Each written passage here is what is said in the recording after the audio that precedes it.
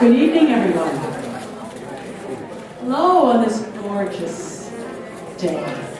You say in Minnesota, what they asked if I would do a song and dance. I need a little music for that. A gorgeous Minnesota day is when we gather inside with each other, right, fate, to acknowledge and discuss and be together on a most important evening. This month is Trauma Awareness Month, nationally, correct? Not even in the state of Minnesota. And a marvelous group of people, the Minnesota Trauma Project, have been organizing trainings and events that bring trauma, the awareness of trauma, how we work with trauma, how we live through trauma, how we heal from trauma in our day-to-day lives and our work here in Minnesota. I am Krista Nelson, and I coordinate a project here at the Wilder Foundation, where you are today, the Wilder Foundation, the Attachment and Trauma Training Program. So this work that many of you do, that Ryan does, I do as well, with all my heart and all my soul. And it is marvelous today to welcome you here, because we're not just doing work today, we're allowing ourselves to listen, to ponder, to celebrate, to take off whatever hat we wear during the day and gather. The Wilder Foundation's mission is to serve the citizenry of St. Paul and to do whatever that is in the common good. And that mission changes and evolves as we grow, increasingly more so, really thinking about what is health from as whole a way as we can imagine. So with that in mind, I'm happy to move this panel on to invite Ryan Van Wyk. Poor man gets this all the time. To begin the show, very good to have you here, and welcome to the Wilder Foundation.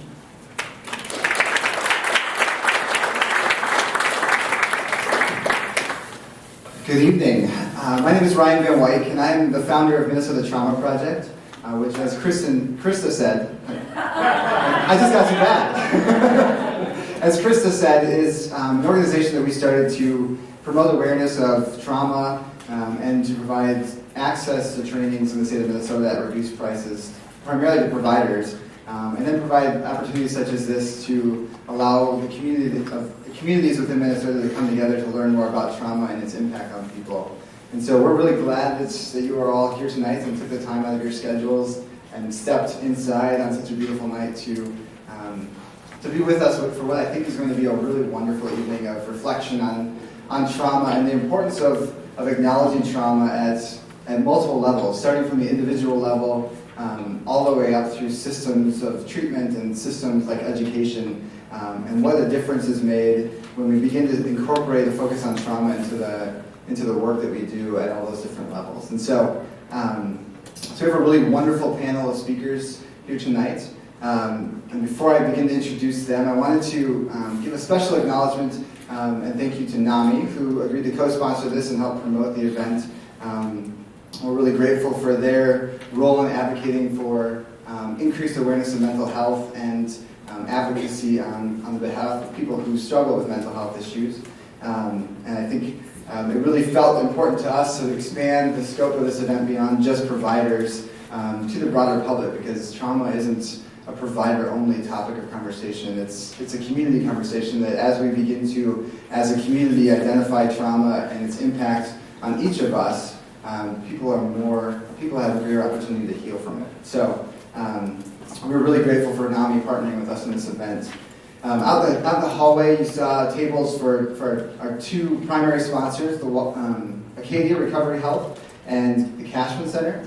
So Ben Birch has run point on this event, so he's standing out there by the Acadia table. And so I'm especially grateful to him. He approached me at the beginning of the year and said, we'd really like to help get the mission of Minnesota Trauma Project out into the broader public, and we'd like to help you put on an event. And so he and I got together and came up with the topic and identified who the speakers we would want, and then he's largely run point on all the organization of this event. So we're really grateful for his support and his work to bring together the sponsors for this event. And so the Cashman Center is a local mental health agency down in Burnsville, and they also have two satellite locations.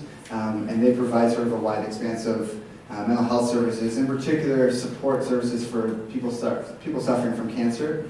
And so they have a really great holistic approach to mental health and helping people really heal at the physical as well as the psychological level. So thank you to the Cashman Center and to Acadia for sponsoring this event and really seeing the point of drawing people together to talk about trauma and its impact. So to get things started, our first speaker of the night is Laureen Peltier. Excellent, I pronounced that name right. So hopefully that won't be a trend as the night goes on, or hopefully that part will be a trend. So I met Laureen several months ago, and she had reached out to me because part of her work is training people for NAMI and getting out there and telling their stories of healing and recovery and the struggles that led up to healing and recovery from mental health issues. So she really has a heart for trauma, which was born out of her own survival of traumatic experiences as well as the healing from them. She has a book that's out in the lobby that is a really wonderful exploration of how people heal from trauma when an integrative approach is utilized. And so she'll share a bit of her story, and if you're interested in more of her story, then her book is also available in the lobby. And as a therapist who works primarily with trauma, I found it to be a really insightful avenue of understanding what somebody who's on the client side of the process goes through in their healing process. And so I'm grateful that Laureen was willing to be part of this event and share her story, and I will let you come up now.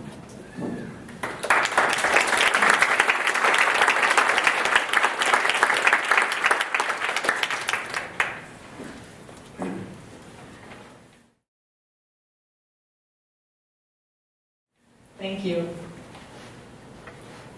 So I want to begin tonight by telling you that I had a very normal childhood. I was one of 8 children. There were 5 girls and 3 boys. And there was nothing special about me. And because there was nothing special about me, I didn't learn to look too closely at my life. And this served a really great purpose for me. Because if I didn't look too closely, then I wouldn't see that my family wasn't like other families. I didn't need to see that daughters didn't see their fathers naked or touch their naked bodies. And if I didn't look too closely, then I wouldn't know that something wasn't wrong. And it was easy not to look. It was really easy for me to bury all of those images and that knowledge bury that knowledge that had been with me all of my life, and to try and remove myself from those images that I'd spent my life trying to avoid. It was so easy to not look, in fact, that I got very good at forgetting. I had this little story I told myself. Yeah, my father made me touch him, but it was no big deal. And that was my story, and I like to tell it that way. And it was no big deal. I mean, let's face it wasn't Sybil, right? Everyone knows Sybil, the multi-personality person. Now, she had trauma. She had abuse in her background. I mean, no wonder she was a wreck. But me? I didn't have trauma. I didn't have abuse in my background. I was treated well, and I was happy. And that's the story that I told, and it worked for about 30 years. So for 30 years, I told that story, and I pretended that my life was okay, except it wasn't. You see, I didn't like touch. So in high school, I was afraid of boys. So when all the other girls were exploring and kissing and touching, I had my nose in a book, and I kept my head down. In fact, everyone would say, "Oh, yeah, you're that girl that reads all the time." And that's how I was known. I did not want people to come near me. I didn't know why. I didn't really question it. Probably just my little idiosyncrasy. We all have them. Probably coming from a large family, 8 kids, 1 bathroom, do the math. Nobody had any privacy. Yep, that was it. That was what was wrong. That was what was going on. And then I entered my 20s. And I thought, well, this is going to be different. I'm in my 20s now, I'm not dating. You know, those were boys. That was high school. That's a disaster from the get-go. But men, okay, now these men had jobs. They had cars. And dates were, do you want to go out to dinner with me? Not to the movies with all of your friends. So I entered my 20s going, this is going to be different. And it's just going to be a completely different experience for me. So we'd go out to dinner, and sometimes we'd take walks or go to an event, and then we ended up at my door. And so, very polite evening, there was no groping, there was nothing to be afraid of. He would pull me into an embrace, and I would immediately push away. And I had to take a step or two back. My body was just completely riddled with anxiety. Everything was just tight inside, and I just couldn't breathe. Now, after a couple of steps away, I was okay, but we weren't going to do anything that night. There was no way he was getting through that door. Because all of my desire, all of this idea that, you know, I wanted to do these things with this man, I had this idea of this very amorous night we were going to have, that just all went through. That was just not going to happen. So needless to say, I didn't have very many second dates. Because of these signals that I was sending out. And I didn't even know what they were. I couldn't even spend some time with this man to say, listen, we need to go slow, because I didn't know what was wrong. So when I was 28, I gave up dating. I never explored that. I didn't think about getting help. I just knew this wasn't working. So, you know what, who needs it? I just don't need to be dating. I don't need to get married. I'm going to be the strong, independent woman, and I'm not going to do what everyone else is doing and follow that same little path. That was another story that worked great. Until I was 37 years old, and my boss stuck his hand on my shirt. Now, we were in a very public place when this happened. And I was at that time a very asexual person. I mean, I wasn't flirty with men. I wouldn't have done anything to put myself into any kind of a situation there that would have jeopardized my safety. So this came right out of the blue. Now, when this happened, and I told people later, they had this whole list of things I should have done. You should have said no. All you had to do, this is my other favorite list, all you had to do is say no, is get up and walk away, is tell him to stop it, except I couldn't do anything. I could not move, I couldn't speak. I only had one thought going through my head.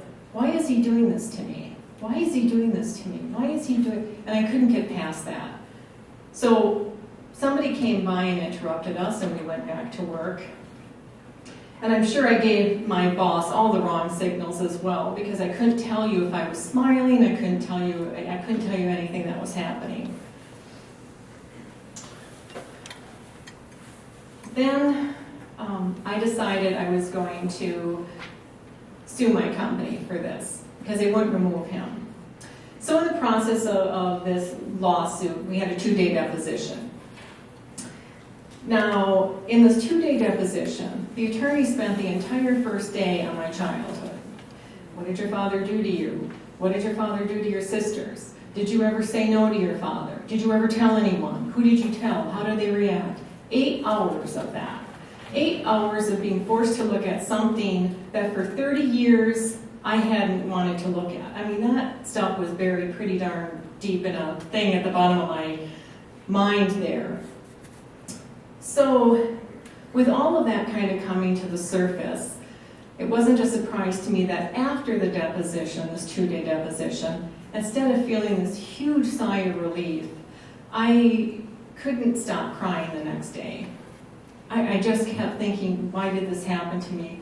I'm not 10 years old anymore, I have rights, and I ended up in the psychiatric hospital with PTSD.